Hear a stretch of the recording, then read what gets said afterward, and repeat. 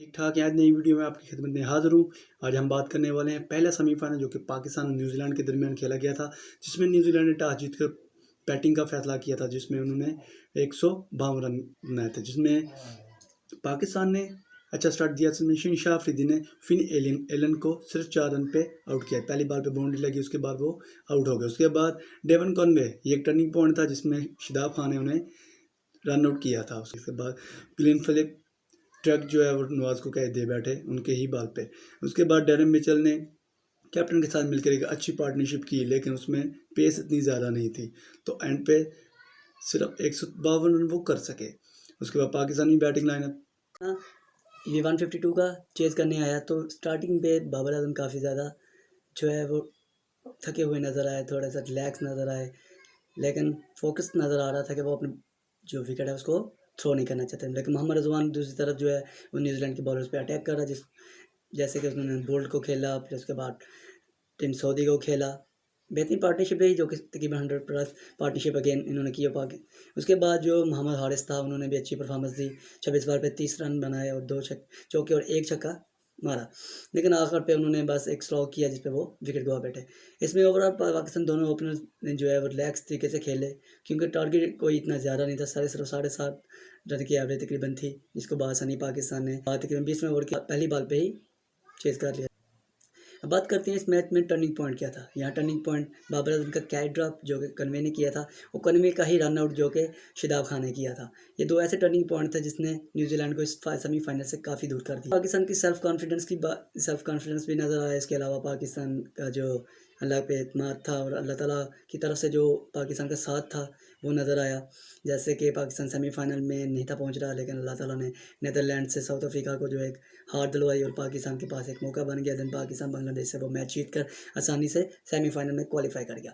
अब सेमीफाइनल में जो है एक टफ ओपोनेंट था न्यूजीलैंड, लेकिन उसके खिलाफ पाकिस्तानी फास्ट बॉलर्स ने, स्पेशली जो है मैं कहूँगा शहशाद अफरीदी ने, जो कि इंजरी के बावजूद भी उन्होंने अच्छी बॉलिंग की। 4 ओवर में 24 रन से 2।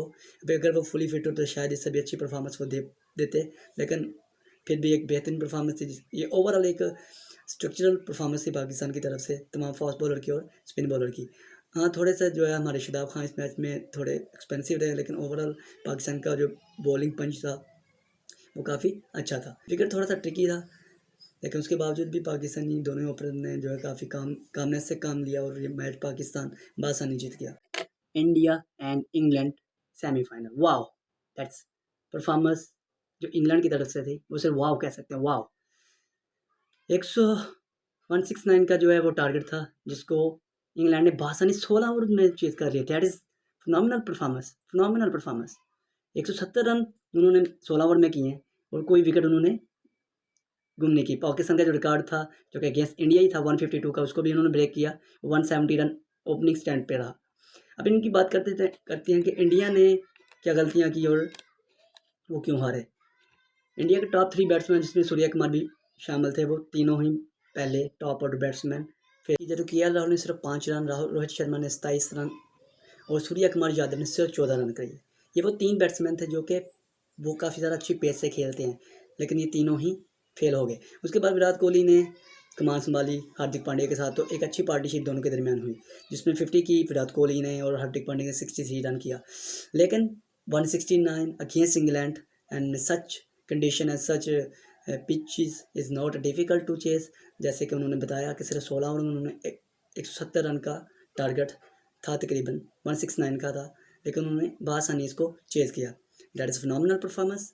डेफिनेटली एक बहुत अच्छा मैच हो सकता था अगर ये यहाँ इंडियन स्पिन बॉलर या फास्ट बॉलर कुछ ज़्यादा अच्छी परफॉर्मेंस देते, बट ये दिन टोटली जो इंग्लैंड की तरफ था।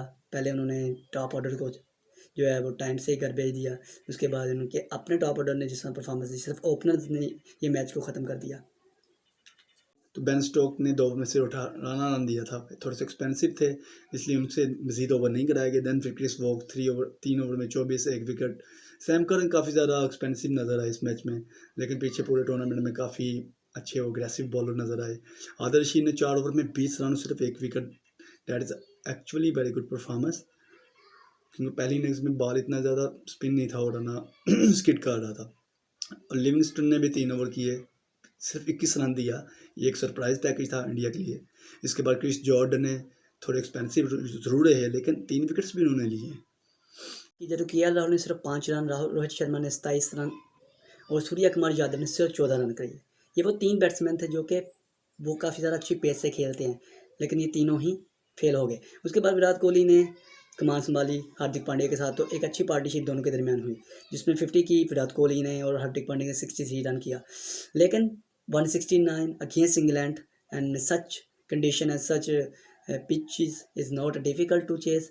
जैसे कि उन्होंने बताया कि सिर्फ 16 ओवर में उन्होंने 170 रन का टारगेट था, तकरीबन 169 का था, लेकिन उन्होंने बआसानी इसको चेज़ किया। That is phenomenal performance. Definitely एक बहुत अच्छा मैच हो सकता था अगर ये यहाँ इंडियन स्पिन बॉलर या फास्ट बॉलर कुछ ज़्यादा अच्छी परफॉर्मेंस देते, बट ये दिन टोटली जो इंग्लैंड की तरफ था। पहले उन्होंने टॉप ऑर्डर को जो है वो टाइम से ही घर भेज दिया, उसके बाद उनके अपने टॉप ऑर्डर ने जिस तरह परफॉर्मेंस दी, सिर्फ ओपनर्स ने ये मैच को ख़त्म कर दिया आए और पहली बाल से ही उन्होंने इंडियन बॉलर्स के ऊपर अटैक करना शुरू किया, और इस अटैक के नतीजा ये निकला कि इंग्लैंड ने ये मैच सिर्फ 16 ओवर में जीते। दोनों ही प्लेयर्स की बात की जाए तो जॉर्ज बटलर ने 80 रन किए 49 बॉल पे, जिनमें 9 चौके और 3 छक्के थे, और दूसरी तरफ एलेक्स हेल्स, इसने तो पहली बाल से ज़्यादा तेज़ी से अटैक करना किया था, लेकिन बाद में जो है वो जॉर्ज बटलर स्टार्ट लेने में कामयाब हुए और उन्होंने लॉन्ग हिट्स खेली। लेकिन एलेक्स हेल का जो स्ट्राइक रेट था 182 का था। That is phenomenal. सिर्फ 47 बॉल उन्होंने खेली और 86 रन किए, और उन्होंने 4 चौके और 7 छक्के लगाए हैं। 7 छक्के लगाने की वजह से ये मैच जल्दी तेज़ी से चेज़ हुआ है। आई थिंक आपको ये दोनों मैचेस में छोटी सी डिस्क्रिप्शन जो मैंने आपको जो है बताई है आपको पसंद भी आई होगी। तो इंशाल्लाह दुआ करेंगे हम फाइनल में अच्छी परफॉर्मेंस दें और फाइनल जीत कर जो कप है वो पाकिस्तान में लेके आ सकें। अगेंस्ट इंग्लैंड इतना आसान नहीं होगा, लेकिन अच्छी परफॉर्मेंस और अच्छा दिन अगर हो तो कोई भी चीज़ आप हासिल कर सकते हैं। जी, बारिश के अमकानात काफ़ी ज़्यादा हैं फाइनल में, और जो एक्सपेक्टेड रेनफॉल है संडे को डेफिनेटली मुझे लग रहा है होगा, लेकिन इसके लिए उन्होंने रिज़र्व डे जो रखा है जो कि मंडे होगा। अब इस अगर बारिश हो जाती है दौरान मैच, देन क्या होगा कि मैच कम से कम 5 ओवर या 10 ओवर तक हो सकता है। तो डेफिनेटली ये फाइनल इंशाल्लाह होगा, और संडे को नहीं तो ये मंडे को ज़रूर हो जाएगा, क्योंकि रिज़र्व डे इसीलिए रखा गया है। अगर मैच के दौरान या पूरा दिन संडे को बारिश होती है तो पूरा मैच जो है वो मंडे को स्केड्यूल होगा। अदरवाइज़ जो है ये मैच जो है वो फ़र्क हो जाएगा, ना इंग्लैंड जीतेगा ना पाकिस्तान जीतेगा। लेकिन इसमें ये होगा कि जो ट्रॉफ़ी होगी वो डिवाइड कर दी जाएगी। डिवाइड का मतलब ये नहीं कि इसको कट काट के 2 हिस्से कर दी जाएंगे, बल्कि उसको अब बताता हूँ कि इसमें कंडीशंस क्या होंगी। जो टॉस जीतेगा अगर वो बैटिंग पहले कर लेते थे उसके लिए मुश्किलात होगी, तो मेरे हिसाब से जो जो चेज़ करने जाएगा उसके लिए फ़ायदा होगा। तो लेट्स सी कि कौन टॉस जीता, कौन हारता है, कौन पहले बैटिंग करता है, कौन बाद में करता है। उस वक्त तक जब तक मैंने ये वीडियो कोई नहीं बनाता, आपकी खिदमत में हाज़िर नहीं होता, तो उस वक्त तक मुझे इजाज़त दें। अल्लाह हाफ़िज़।